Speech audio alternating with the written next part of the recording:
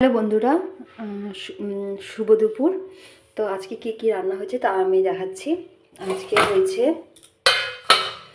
আলু ভাজা।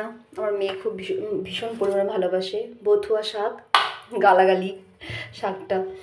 ডাল, অল্প করে ডাল হয়েছিল। তো এখানে ভাত আছে, এটা ঢাকে রেখে দিই ভালো করে। তারপরে আমি করছিলাম, আমার তো শাশুড়ির খুব শরীর খারাপ, তার জন্য পাতলা করে, ভীষণ পাতলাও না আবার, পেঁপে দিয়ে জিরা আর শুকনো লঙ্কা দিয়ে ফোড়নটা দিয়েছি। এটা অত ঝাল করিনি, ঝোল করেছিলাম হালকা হালকা মাখা মাখা। এখানে চচ্চড়ি করেছি ছিম আলু বেগুন দিয়ে। এটা আমাদের নিরামিষ আইটেম। আর এখন আমিষ দেখাবো, এদিকে চলে আসো। এখানে আমিষ, পেঁয়াজ আমি নিয়ে ভালোবাসি কাটে রাখছি।